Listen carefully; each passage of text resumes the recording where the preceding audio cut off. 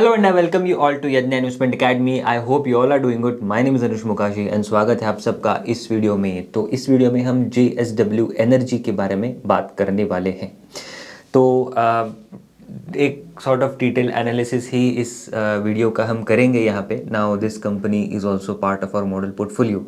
तो अगर आपको जानना है कि कौन से मॉडल पोर्टफोलियो का पार्ट है तो you can consider subscribing to model portfolio अगर अभी तक आपने सब्सक्राइब नहीं किया है तो शुरू करते हैं। तो आप यहाँ पे स्लाइड देख सकते हो। सो पहले कंपनी के बारे में थोड़ा जान लेते हैं। सो अगेन JSW एनर्जी एक पार्ट है ऑफ JSW ग्रुप ऑफ मतलब स्पेशली पावर सेगमेंट रिलेटेड। तो अब ये मेनली इन्वॉल्व है इन पावर जनरेशन।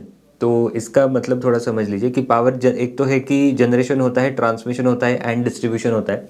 तो कंपनी जैसे कि टाटा पावर, टोरेंट पावर, ये दोनों कंपनीज ये तीनों सेगमेंट में ब्रॉडली ऑपरेट करती है। बट JSW एनर्जी ऐसी कंपनी की जो सिर्फ जनरेशन में ऑपरेट करती है, सिर्फ इस सेगमेंट में ही ऑपरेट ये करती है। तो इनके ना ट्रांसमिशन नेटवर्क से ना ये डिस्ट्रीब्यूशन सेगमेंट्स में ये ऑपरेट करते हैं। तो but in this generation segment also ये इनका डाइवर्सिफाइड अच्छा खासा प्रेजेंस है। एनर्जी पोर्टफोलियो है इनका across thermal portfolio, hydro, wind and solar, right. And इनका ऑलरेडी प्रेजेंस था इन कन्वेंशनल सेगमेंट जैसे कि थर्मल एंड हाइड्रो सेगमेंट में। वेर एज जो विंड एंड सोलार सेगमेंट है तो आफ्टर FY23 में दे एक्सपैंडेड इनटू दिस सेगमेंट। जब उन्होंने मित्रा करके कंपनी है तो उसके एसेट्स बाय किए थे। एंड इनका मॉडल यही है कि ये क्या करते हैं तो चीप एसेट्स बाय करने में ये सॉर्ट ऑफ बिलीव करते हैं इन माई ओपिनियन। क्योंकि मतलब NCLT में जो कंपनी जाती है इन दी इंसॉल्वेंसी प्रोसेस, तो वहाँ से they sort of bid and वहाँ से चीप एसेट्स ये उठा लेते हैं कंपनीज के एंड देन उसको ऑपरेशनलाइज करते हैं एंड देन वहाँ पे एफिशिएंसीज लाते हैं and this is how they are growing. So ये एक इनऑर्गेनिक वे ऑफ ग्रोथ है, इनऑर्गेनिक वे ऑफ एक्सपेंशन है, but that too at a value buy is what the company is doing. And अब ये तो हो गया जनरेशन पार्ट, बट इसके साथ ही ये जो नए वर्टिकल्स है इसके बारे में भी थोड़ा हम बात कर लेते हैं। तो इनके 4 नए वर्टिकल्स हैं जिसमें ये इन्होंने एंट्री की है। तो first vertical is energy storage. So अब हम पहले देखें तो लाइक 2020 में ये कंपनी इतनी फैशन में नहीं थी, बट जैसे इन्होंने इनके कुछ प्लान्स है तो वो अनाउंस किए कि now they want to completely shift their focus only towards renewable. And ये जो 4 की सेगमेंट्स है यहाँ पे भी जब प्लान्स आए तो उसके बाद ये स्टॉक ने till date I think 8x के रिटर्न्स लगभग दे ही दिए हैं। सो एनर्जी स्टोरेज एक पहला इनका सेगमेंट है न्यू वर्टिकल में, जिसमें पम्प्ड हाइड्रो स्टोरेज भी है एंड बैटरी स्टोरेज भी है। तो अब यहाँ पे पम्प्ड हाइड्रो स्टोरेज का मतलब ये कि अच्छा, बैटरी स्टोरेज के केस में हम कह सकते हैं कि सोलार जैसे सोलार एनर्जी जो जनरेट होती है, so now that is not available 24/7, right. So sunlight is not available 24/7, तो उसको स्टोर करके रखना पड़ता है बिकॉज आपको जो पावर सप्लाई है तो ग्रिड को अनइंटरप्टेड सप्लाई करना पड़ता है टू द ग्रिड। तो वो अनइंटरप्टेड रहे तो जितना सनलाइट आप कैप्चर कर सकते हो ड्यूरिंग द डे उसको एनर्जी में कन्वर्ट करके उसको स्टोर करके रखो।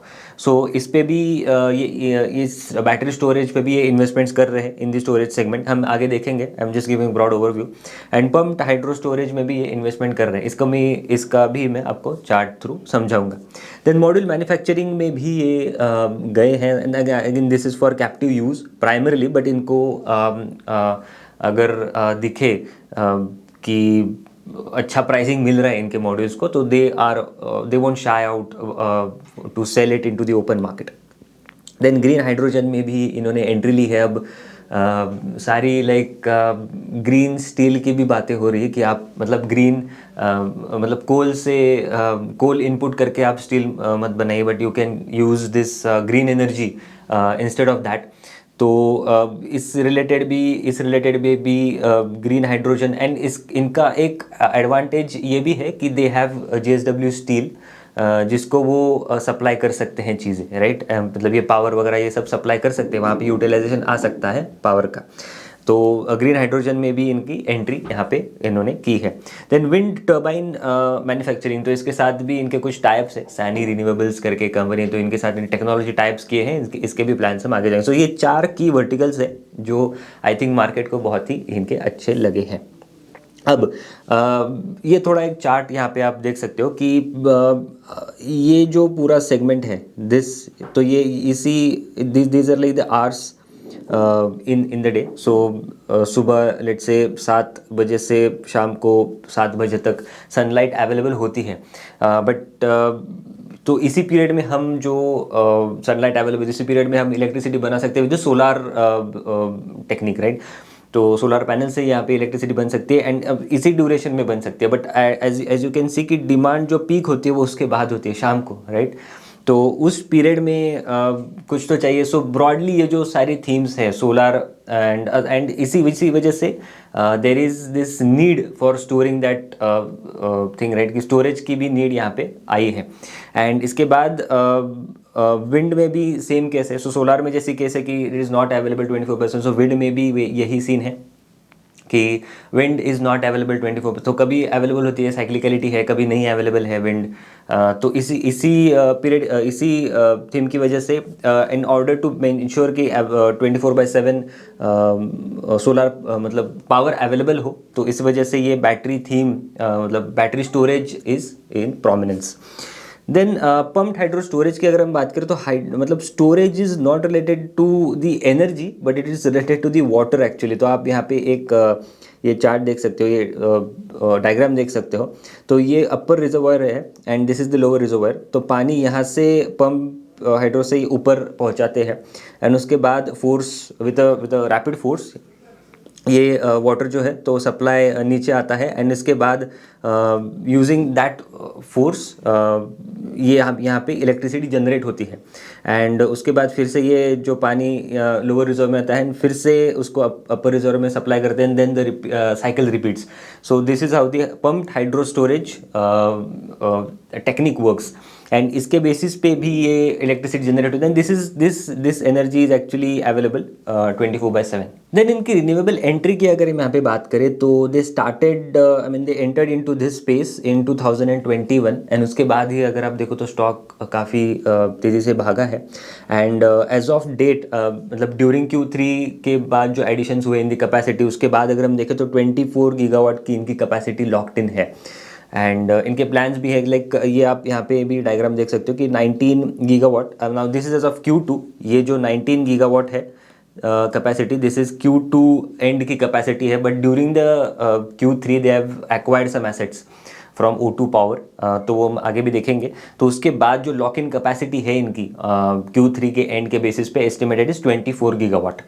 तो बट Q2 के नंबर्स के बेसिस पे अगर हम देखें तो 41% of this is installed, like installed capacity is 7000 megawatt and उसमें भी 3500 इज रफली thermal, 2166 is hydro wind and 1391 is hydro and 675 megawatt is solar.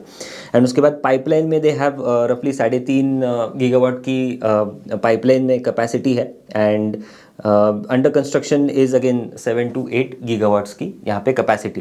Then उसमें भी अगर हम यहाँ पे देखें तो ओपन कैपेसिटी इज रफली 8%। तो ओपन कैपेसिटी क्या है कि जिसके पीपीएस साइन नहीं है, राइट, लॉन्ग टर्म पीपीएस इनके होते हैं तो इनके पीपीएस साइन नहीं है एंड दैट इज रफली 1.5 gigawatt and mostly this is open for capacity which is belongs to actually older thermal power plants. Then group captive use अगर हम देखें तो 20% का है। ये चीज़ यहाँ पे बहुत ही इनकी बढ़िया है कि ग्रुप में ही ये यूटिलाइज होती है चीज़ें, तो रेवेन्यू विजिबिलिटी यहाँ से भी अच्छी यहाँ पे दिखती है एंड जो रिमेनिंग जो capacity that is tied up with long term PPS which gives them again a good revenue visibility. तो एक तो लॉन्ग टर्म पीपीएस भी है प्लस ग्रुप कैप्टिव यूज़ भी है, तो ये एक अच्छा रेवेन्यू विजिबिलिटी यहाँ पे इनकी दिखाता है। देन कैपेसिटी अगर हम ओवर द पीरियड देखें तो एडिशंस इन रिसेंट टाइम्स हुए हैं in the thermal space and thermal में भी 350 मेगावाट की capacity still under construction. Hydro में भी hydro has been slower, like hydro में ज़्यादा चेंजेस हुए नहीं है बट अगेन 240 मेगावाट्स की capacity is under construction and in pipeline. So ये total in under construction plus ये पाइपलाइन वाली कैपेसिटीज़ है। देन सोलर में अगर हम देखें तो 3.3 गीगावाट की capacity is under construction, wind में 2.7 गीगावाट एंड हाइब्रिड में 4.7 गीगावाट की capacity is under construction. So broadly 11.5 gigawatts की capacity is under construction for them. And FY23 में as we discussed कि they acquired this Mitra assets in FY23 and here they marked their entry into solar and wind segment में. And the acquired assets included 422 megawatts of solar assets and wind के 1.3 gigawatt के assets. They also acquired 700 megawatt of thermal capacity through NCLT and 350 उसमें की operational हो चुकी है and बची जो है 350 ये वाली, तो ये अभी H2 FY25 में ऑपरेशनल हो जाएगी. मार्जिन्स की अगर हम यहाँ पे बात करें तो हाइड्रो के केस में मार्जिन्स रिलेटिवली हायर यहाँ पे है. एंड हाइड्रो के केस में बिकॉज 24/7 सप्लाई है, PLF ज़्यादा है इनके, तो इस वजह से भी यहाँ पे मार्जिन्स इनके हाई होते हैं. Then RE capacity, that is renewable energy की कैपेसिटी अगर हम यहाँ पे देखें तो FY25 के एंड तक, राइट, तो दे आर सेइंग कि 10 गीगावाट की कैपेसिटी इनकी ऑपरेशनलाइज हो जाएगी. एंड उसके बाद इनके PPS भी साइंड है for this much of capacity, रफली 5-6 गीगावाट्स की कैपेसिटी के PPS साइंड है एंड रफली 3.5 gigawatts is into pipeline. So locked in is 19, but Q3 मतलब ड्यूरिंग द Q3 पीरियड इन्होंने जो एक्विजिशंस किए हैं, सो 24 गीगावाट की इनकी लॉक्ड इन कैपेसिटी अब लगभग पहुंच चुकी है. अब न्यू बिजनेस वर्टिकल्स की अगर हम यहाँ पे बात करें तो energy storage. So as we discuss कि energy storage is important and is a theme going ahead.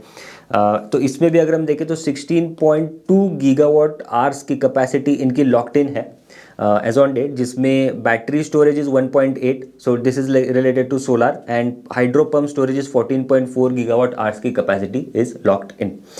And अगर हम there are again to parts, एक तो battery storage and pumped hydro है and 60% capacity is been given to SECI for 12 years. So यहाँ पे signed है contracts and this will be at 10,85,000 per megawatt per month. तो ये again SECI के साथ ये कॉन्ट्रैक्ट्स इनके साइंड है. एंड जो रिमेनिंग कैपेसिटी है they are in talks with different discoms, तो वहाँ पे ये यूटिलाइज हो सकती है. ओवरऑल 40 गीगावाट का इनका टारगेट है in the battery storage space, जिसमें currently 16.2 16.3 is total locked in currently and 40 gigawatt they want to target by 2030. So यहाँ पे भी एग्रेसिव प्लान्स है, सो यहाँ से और डबल करने की इनकी टारगेट्स है. देन PLF की अगर हम यहाँ पे बात करें तो थर्मल में तो PLF ज़्यादा है इनके as compare to hydro and all. And ये क्यों है, again because of repairs and operational maintenance भी यहाँ पे हुआ है इनका इन दी थर्मल एसेट्स, तो उसके बाद भी PLF इनके बड़े हैं. वेर एज हाइड्रो में because of some weather concerns इनके PLF यहाँ पे थोड़ा बहुत यहाँ पे डिप दिखा है. देन एक्वायर्ड एसेट्स एंड बाकी जो इनके एसेट्स है रिन्यूएबल एसेट्स, तो इसका PLF अगर हम यहाँ पे कंपेयर करें तो इनके जो ऑर्गेनिकली बिल्ड किए हुए एसेट्स है तो वहाँ पे PLF इनका अच्छा है, वेराज जो एक्वायर्ड एसेट्स है तो वहाँ पे कम है. तो यही इनका एक टेक्निक या यही इनका एक कोर है कि वैल्यू बाय करना है फ्रॉम NCLT. जो एसेट्स लाइक NCLT में है जिनको सेल किया जा रहा है थ्रू सम अदर एंटिटी जो उनको अच्छे से ऑपरेशनलाइज नहीं कर पा रही है, तो वो बाय करना at a value buy and then उसको अच्छे से ऑपरेशनलाइज करना है, वहाँ पे एफिशिएंसीज थ्रू परफॉर्मेंस ड्राइव करना is what they look into. So यहाँ पे अभी भी they have ability to increase these PLFs to their organically built assets. Then broader view अगर हम यहाँ पे देखें तो इनका पावर जनरेशन में पावर जनरेशन के सेगमेंट में उनका प्रेजेंस है. देन एनर्जी स्टोरेज में भी इनका प्रेजेंस है एंड बाकी जो एनर्जी प्रोडक्शन सर्विसेज है जैसे कि green hydrogen and solar module manufacturing, तो यहाँ पे इनका प्रेजेंस है. सो ब्रॉडली इनकी 19 लाइक अभी तो 24 है, 24 gigawatts capacity is locked in and रफली 16.2 gigawatts capacity gigawatt hours of capacity is locked in case of energy storage, जिसमें pumped hydro is much higher. And pumped hydro मैं आपको आगे बताऊंगा कि this is actually differentiator for them कि hydro segment is actually मतलब ये बड़े हैं in terms of capacity and all in hydro segment में. देन ग्रीन हाइड्रोजन में भी इनकी 3800 TPA की कैपेसिटी है and 1 gigawatt of capacity in solar module manufacturing यहाँ पे ये टारगेट कर रहे हैं। देन कुछ की रिसेंट हाइलाइट्स की यहाँ पे बात कर लेते हैं। So recently the board has approved to raise 10,000 odd crores. This is apart from I think 5,000 crore जो उन्होंने रिसेंटली रेज किए हैं एंड 15,000 करोड़ का कैपेक्स भी प्लान है for FY25। This is excluding the additional acquisitions. तो एक्विजिशंस के अलावा ये ऑर्गेनिक कैपेक्स यहाँ पे करने वाले हैं and they are also actively exploring acquisitions of coal based thermal plants through without PPAs through NCLT। तो यही अगेन चीप बाय करो एंड उसको स्केल करो। Currently, they are also it's currently assessing the potential acquisition of approximately 5 gigawatt of thermal assets via NCLT. So recently उसके बाद इनकी जो wholly own subsidiary है JSW एनर्जी, इन्होंने भी एक एग्रीमेंट एंटर किया to acquire 4.7 gigawatt of renewable energy platform from O2 power. तो इसके बाद इनकी जो टोटल कैपेसिटी है तो वो बढ़ चुकी है to 24, this is estimated again 24 gigawatts locked in capacity as of end of December.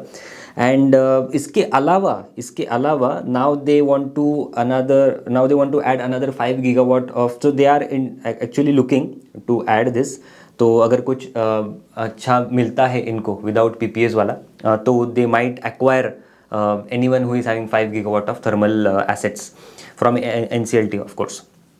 Then industry के बारे में अगर हम यहाँ पे बात करें सो की ग्रोथ ड्राइवर्स के थोड़ा बात कर लेते हैं। So again thermal power plant life extension. So यहाँ पे गवर्नमेंट का यही फोकस है कि आप जो ओल्डर पावर प्लांट्स हैं तो ओल्डर पावर प्लांट्स को ऑपरेशनल मतलब उनको रिपेयर्स करके एंड मेंटेन करके आप उसकी लाइफ और भी डिफर की जा रही है for operations and this thing is deferred until 2030 with repairs and maintenance initiatives enhancing flexibility and reliability. देन बैटरी एनर्जी स्टोरेज ग्रोथ भी है। So battery energy capacity storage capacity additions are expected between FY25 to FY29 were expected at 23 to 24 gigawatt of additions. This is again to support renewable energy integration and all. Then renewable energy dominance. So renewable energy project is projected to account for 50% of the installed capacity by FY29. तो ये तो theme चल ही रही है, right? Again these are the industry drivers. Then national green hydrogen mission. जो green hydrogen में भी ये अभी एंट्री करेंगे। So वहाँ पे 19,700 crores of initiative है to position India as a global hub for green hydrogen production, utilization and export. सो वहाँ पे गवर्नमेंट के भी काफ़ी सारे स्कीम्स है, मिशन है।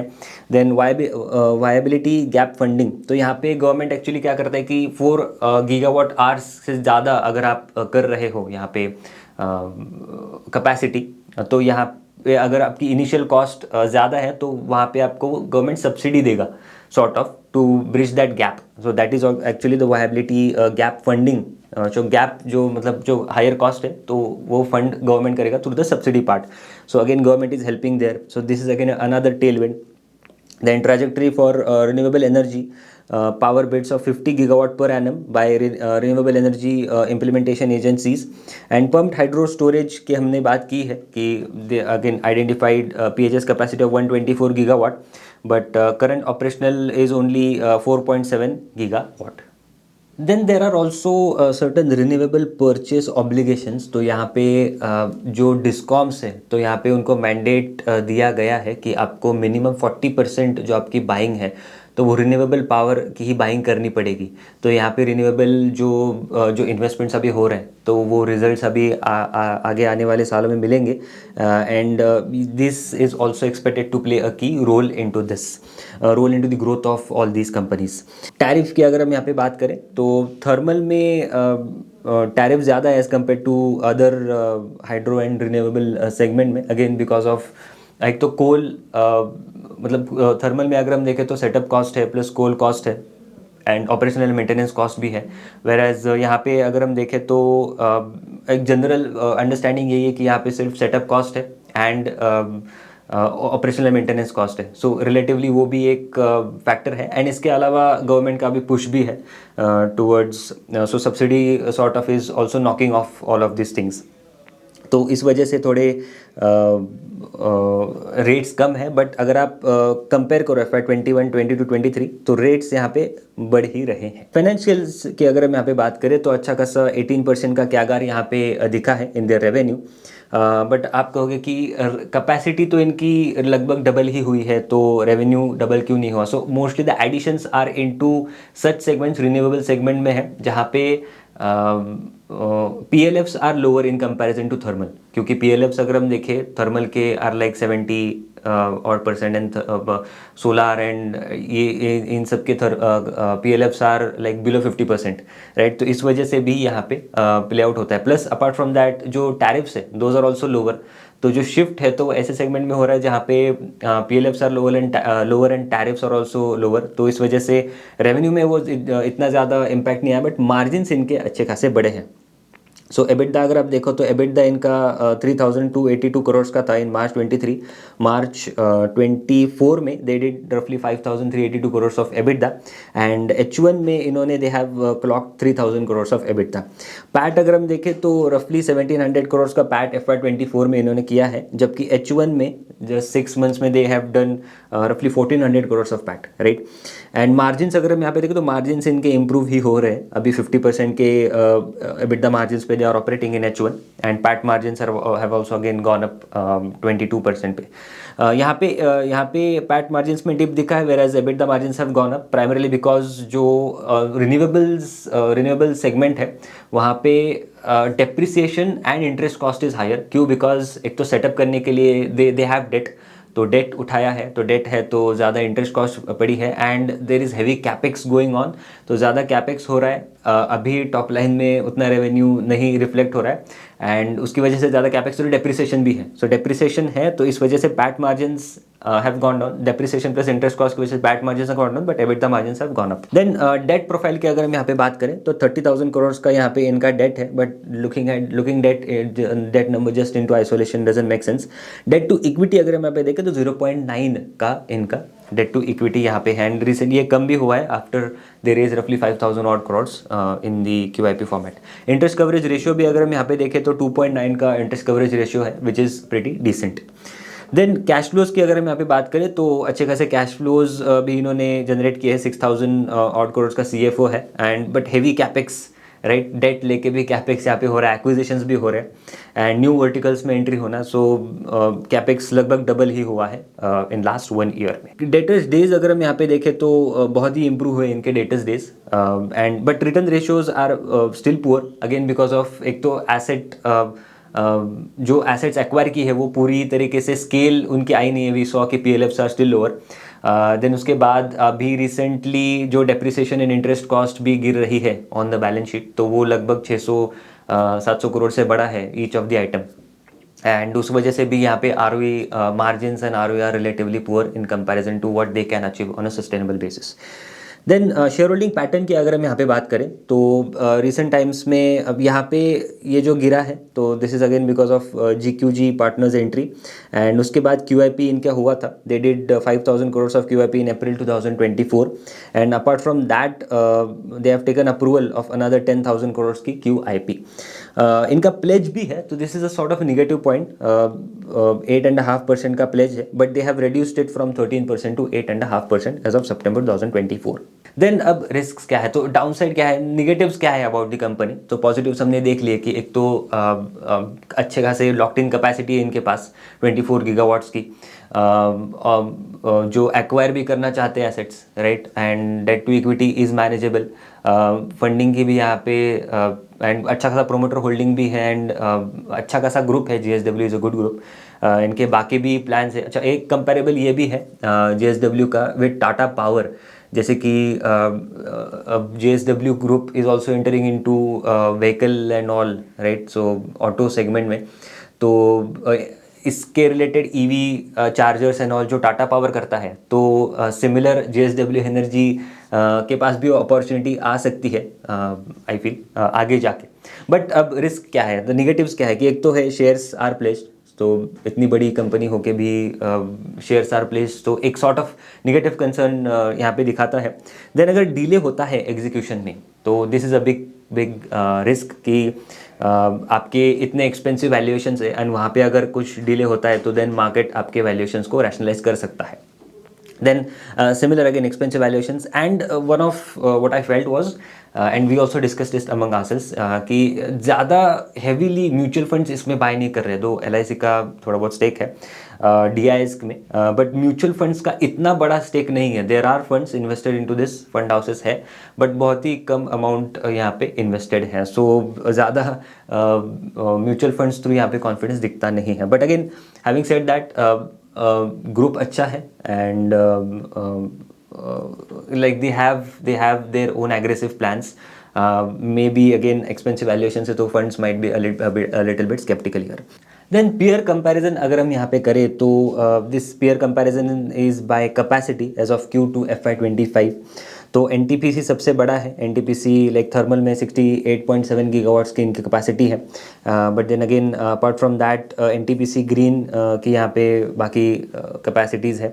एंड हाइड्रो का भी इनका प्रेजेंस है 3.7 गीगावाट्स का. Adani power is the next one. 16.8 की इनकी थर्मल की ही कैपेसिटी है. Then comes like Tata power जिनकी 8.8 की थर्मल की capacity and 4 gigawatts is into solar. Adani green पूरा रिन्यूएबल पोर्टफोलियो है. And then comes are JSW energy जिनका एक अच्छा खासा प्रेजेंस है across the board. 3.5 gigawatts capacity is into thermal. And wind में अगर हम देखें तो विंड में they are the highest. Wind में they are the largest actually. 2.2 gigawatts की इनकी विंड में कैपेसिटी है. देन PLFs अगर हम यहाँ पे देखें तो PLFs आप यहाँ पे देख सकते हैं. थर्मल में PLFs across the board are higher. 65-70% के यहाँ पे PLFs है क्योंकि अगेन 24/7 सप्लाई ये देता है. This is possible with coal. But solar and wind के केस में अगर आप देखो तो 20 to 25 मैक्स 30% तक ही यहाँ पे PLFs रहते हैं बिकॉज ऑफ कंटिन्यूस अवेलेबिलिटी नहीं है रिसोर्सेज की. बट हाइड्रो में अगर आप देखो तो हाइड्रो में PLFs आर हायर बिकॉज आप पावर जनरेट कर सकते हो एनी टाइम राइट. तो यहाँ पे PLFs इनके हाई हैं. So that is also leading them, that is also again giving them the higher margins. Then margins and other ratios के अगर हम यहाँ पे कंपैरिजन करें तो ROCE across the board like Adani power का अच्छा है बट एंड टॉरंट पावर है like 16%. But JSW is at 9% currently. मतलब ये क्यों है अगेन बिकॉज ऑफ हेवी एक तो डेट है for expansion for acquisitions and recently capital raise भी हुआ है तो कैपिटल बेस ज़्यादा है. प्लस कैपिटल बेस ज़्यादा है, डेट है तो इंटरेस्ट कॉस्ट भी पड़ रहा है. इंटरेस्ट कॉस्ट पड़ रहा है. जो एसेट्स एक्वायर किए वो अभी फुल्ली ऑपरेशनलाइज हुए नहीं है. देन उसके बाद हेवी कैपेक्स है तो डेप्रिसिएशन भी पड़ रहा है. सो एक तो बॉटम लाइन जो है तो वो एक अभी सस्टेनेबल पैट नहीं दिखा रही is what I feel. And उसके बाद कैपिटल बेस ज़्यादा है तो उस वजह से ROE ROC return ratios number are looking muted. Capital employed 40-50,000 रफली का कैपिटल एम्प्लॉयड. मार्जिन्स अगर आप देखो तो अच्छे खासे मार्जिन्स है in comparison to both these companies Tata power and Torrent power के कंपैरिजन में. देन बट ये डिफरेंशिएटर यहाँ पे ये भी है कि Tata power and Torrent power are also into distribution but ये सिर्फ जनरेशन में है. तो in comparison to generation also NTPC green and Adani green के कंपैरिजन में but these are again they have just renewable portfolio. इनका थर्मल का भी पोर्टफोलियो है. तो इनके कंपैरिजन में अगर आप देखो तो 40-45% margins are in between the two cases. PAT margins अगर हम देखें तो 15% के पैट मार्जिन्स रफली इनके हैं. दो H1 में they have done 20% plus. Total debt अगर हम देखें तो 31,000 की इनकी टोटल डेट है and debt to equity is at 1.52 times. Then lastly cash return ratios अगर हम यहाँ पे देखें तो they have calculated this is the reported PAT. They have added depreciation, the taxes they have received, reduced the dividends whatever they have received and they have calculated cash PAT on a quarterly basis and इसको TTM basis पे convert करके divided by the adjusted net worth. Cash returns on net worth right. So cash ROE numbers अगर हम देखें तो they are doing pretty well. 15 to 20% के यहाँ पे इनके ROE नंबर्स कैश बेसिस पे रहे हैं. सो ऑल इन ऑल अगर हम यहाँ पे कहें कि इनके एग्रेसिव प्लान्स है, एग्रेसिव ग्रोथ प्लान्स है एंड एक्सपेंशन प्लान्स है in new verticals also. And higher mix of hydro भी है which is again giving them the higher PLFs. and which is again leading them to have some relatively higher margins in comparison to what Tata Power or even Torrent Power is doing. But ये भी ध्यान रखना पड़ेगा, ये just generation में है, whereas Torrent power and Tata power are into transmission and distribution also. So that is what is again giving them some higher P multiple in general, is what I feel. And अगर ये execute करते हैं आगे जाके ये इनके सारे जो एग्रेसिव प्लान्स है, तो इनका वैल्यूएशन रिलेटिवली सस्टेन हो सकता है. दो मतलब JSW ग्रुप की सारी कंपनीज ही एक्सपेंसिव वैल्यूएशन पे ट्रेड करी. Even if you look at JSW infra, तो वहाँ पे भी अगेन एग्रेसिव प्लान्स है, तो that is also trading at a higher multiple in comparison to let's say Adani ports and all. But having said that, अगर ये plans execute करते हैं तो वैल्यूएशन माइट सस्टेन. बट अगर यहाँ पे कुछ हिकअप्स आते हैं तो देन यहाँ पे वैल्यूएशंस मार्केट रैशनलाइज कर सकता है. So this was it. I hope आपको ये वीडियो अच्छा लगा होगा. ऐसे और वीडियोज़ के लिए हमारे चैनल पे बने रहना, वीडियो को लाइक करना, शेयर करना और चैनल को सब्सक्राइब करना मत भूलना. मिलते हैं अगले वीडियो में. Thank you so much.